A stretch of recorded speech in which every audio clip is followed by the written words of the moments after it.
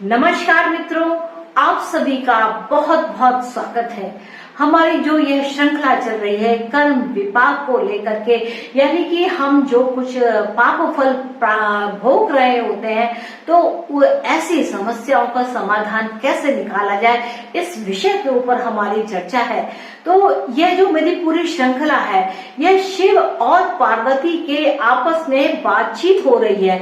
वह बातचीत करके यह बता रहे हैं कि देखो, कोई इस तरीके के कर्म करता है तो उसको इस प्रकार का दुख प्राप्त होता है। और शिव और पार्वती ने इसे राशियों और नक्षत्रों और उनके पदों के साथ इतनी सुंदरता के साथ उसे व्यक्त किया है कि जिसकी जितनी भी तारीफ की जाए, जितनी भी बातें की जाए, वह बहुत ही कम है। बहुत ही सुंदर तरीके से शिव और पार्वती जी यहाँ पर बात करते हुए बताते हैं। तो इस एपिसोड में हम बात करेंगे पूर्वाषाढ़ा नक्षत्र को लेकर के, पूर्वाषाढ़ा नक्षत्र के तृतीय पद को लेकर के बात चलेंगे। तो यहाँ पर क्या है कि यहाँ पर जो अगर संबंध देखा जाए तो क्या है, धनु राशि का होता है, क्योंकि गुरु का संबंध है, धनु राशि से संबंध है। साथ ही साथ जो पूर्वाषाढ़ा नक्षत्र वह शुक्र से संबंध रखता है। इस प्रकार इनका गुरु और शुक्र जो महान गुरु कहलाते हैं, शुक्र जहाँ दैत्यों के गुरु कहलाते हैं, यानी कि कहीं ना कहीं ऐसी बात कहते हैं जहाँ जो अनैतिक भी हो जाती है, यानी कि इच्छा इतनी बलवती हो जाती है कि वह नैतिकता या अनैतिकता का यहाँ पर ध्यान नहीं रखते हैं। तो ऐसे में कुछ पाप कर्म हो जाते हैं और उस पाप कर्म का जो भोग होता है या उसका जो फल होता है वह उसे जातक को भोगना पड़ता है। तो आइए बात करते हैं कि देखिए शिव और पार्वती इस पूर्वाषाढ़ा नक्षत्र के तृतीय पद को लेकर के क्या कहते हैं। तो शिव जी यहाँ पर कहते हैं, अंत वेदे विशालाक्षी लोद्रो वात सत सा पुण्यकृत गंधर्वाख्ये पुरे देवी विख्याते यमुनांतरे।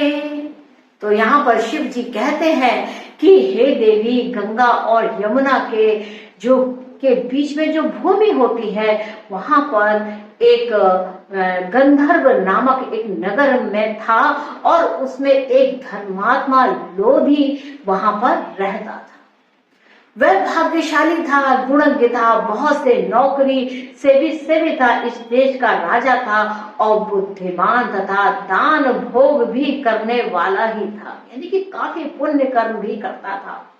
हे प्रिय, एक बार की बात है, उसने अज्ञानवश एक ब्राह्मण की भूमि का अधिग्रहण कर लिया और उस शोक में जब उस ब्राह्मण को यह पता चला कि उसकी भूमि का अधिग्रहण हो गया है, उसका अपहरण हो गया है, तो वह शोक के कारण उसने जहर खा करके अपनी हत्या कर ली। वह स्वयं ब्राह्मण मर गया। इसके अनंतर बहुत सा समय बीत गया। ततो बहुगते काले तस् मृत्युर्भूतपुरा यमदूते महाघोरे कुंभिपाके निपातिताः यमाज्ञा वरारोहे युगमेकं चापातितः महादुखेन संतप्तो बहु कष्टं प्रलब्धवान। अब यहाँ पर शिव जी कहते हैं कि इसके अनंतर बहुत सा समय बीत गया और क्या हुआ कि एक समय जब उसकी मृत्यु के बाद यमराज ने वह जो लोधी था उसको, जब उस लोधी की मृत्यु हो गई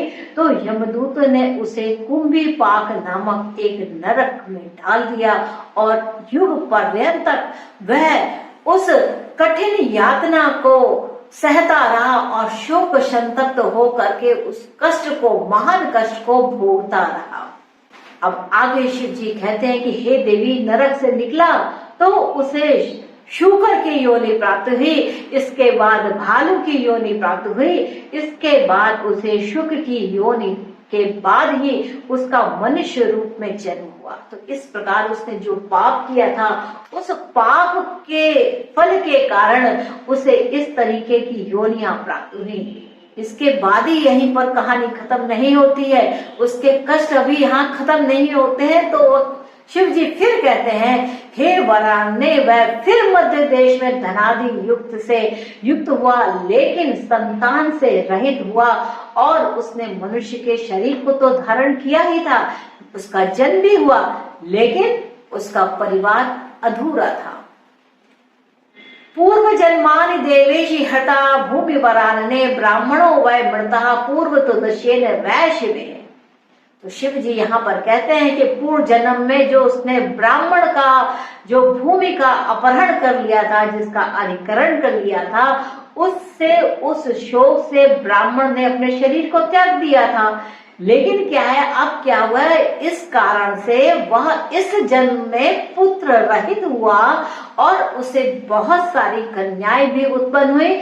साथ ही साथ उसे तमाम प्रकार के शारीरिक कष्ट उसको उत्पन्न हुए, उसकी पत्नी को भी उसका कष्ट मिले, और बारंबार अगर कोई पुत्र होता भी जाता था तो वह मर जाता था। तो ये एक पाप है। आपने देखा होगा बहुत से लोग इस पीड़ा से गुजर रहे होते हैं, लेकिन क्या है कि वह ऐसा कष्ट क्यों सह रहे हैं? क्योंकि उन्होंने कभी ना कभी किसी जन्म में ऐसा किसी ब्राह्मण के साथ किया है कि उसकी भूमि का उन्होंने अधिग्रहण कर लिया हो।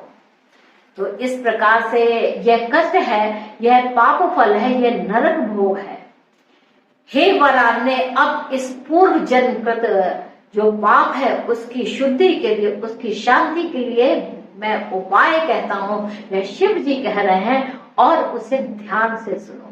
तो शिव जी कहते हैं कि गायत्री मंत्र जात वेद से एवं त्र्यंबकम का जो महामंत्र है उस मंत्र का जाप करें और उपयुक्त प्रति मंत्र यानी कि प्रत्येक मंत्र को 10 या अयुत या 1,00,000 जप करें और दशांश से हवन तर्पण और मार्जन करावे। तो इस प्रकार यह इस पाप से यहाँ पर मुक्ति के लिए उन्होंने यह उपाय बताया है। साथ ही साथ उन्होंने एक और भी उपाय बताया है।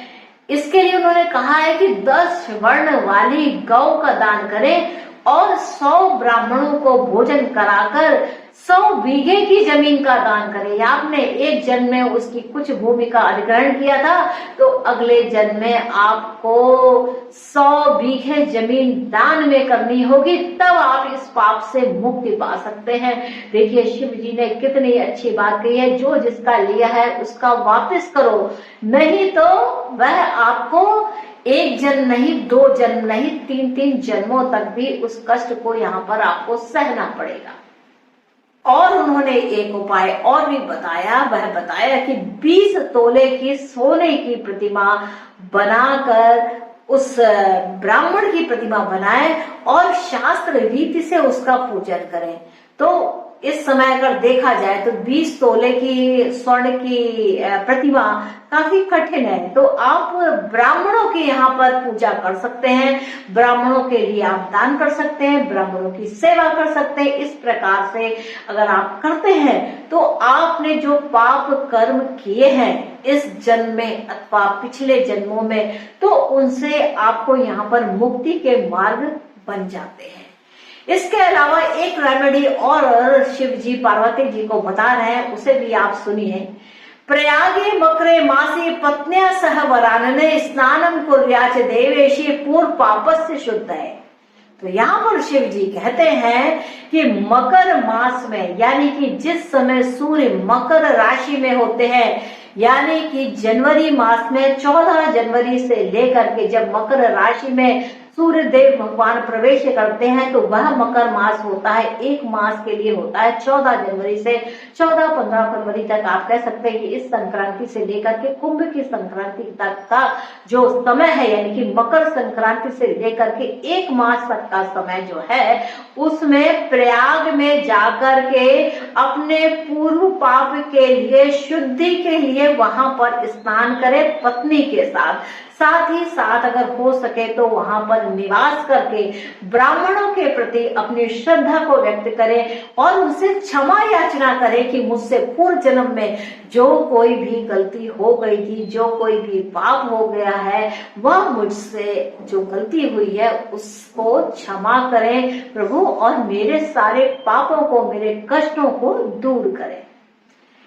इसके बाद शिव जी ने कहा कि हे शिवे, ऐसे विधान करने से शीघ्र ही परिवार की उन्नति होती है, घर में बालक बालिकाएं खेलते हैं, आंगन में बच्चों के से शोर होता है, और कैसी भी स्त्री क्यों ना हो, चाहे वह काक बंध्या ही क्यों ना हो, उस स्त्री को यहाँ पर पुत्र रत्न की प्राप्ति होती है। और इस प्रकार जो शिव जी ने अपनी माँ पार्वती जी से यह सब जो रेमेडीज बताई है बहुत ही उत्तम है। तो पूर्वाषाढ़ा नक्षत्र के तृतीय पद को लेकर के जो यह शिव जी ने यह उपाय बताए हैं, इनको आप करिए। आप देखेंगे कैसे कि अगर आपका कोई भी ग्रह अगर पूर्वाषाढ़ा नक्षत्र के इस पद से होकर के निकलता है तो आपके जीवन की कहानी में इस तरीके का अंश अवश्य ही होगा। तो इसको आप ध्यान में रखें कि आपका कोई भी ग्रह अगर इस नक्षत्र से जाता है तो आपको गंगा में या संगम में, प्रयाग में, माघ मास में यहाँ पर स्नान करके आप अपने पापों से यहाँ पर मुक्ति पा सकते हैं। तो यहाँ पर शिव जी कहते हैं कि इति कर्म विभाग संहिताय पार्वती शिव संवादे पूर्वाषाढ़ा नक्षत्र से तृतीय चरणे प्राचीन कथनम नाम समाप्त। तो इस प्रकार यह जो एपिसोड है वह समाप्ति की ओर है, और नेक्स्ट एपिसोड हमारा पूर्वाषाढ़ा नक्षत्र के चतुर्थ पद को लेकर के होगा। और अभी तक अगर आपने मेरे चैनल को सब्सक्राइब नहीं किया है तो कृपया मेरे चैनल को सब्सक्राइब करें, और इसे शेयर करना तो बिल्कुल मत भूलें। कमेंट करके बताएं कि आपको यह एपिसोड कैसा लगा। तो मित्रों, मुझको आज्ञा दीजिए, मिलते हैं नेक्स्ट एपिसोड में पूर्वाषाढ़ा नक्षत्र के चतुर्थ पद को लेकर के। तब तक के लिए नमस्ते।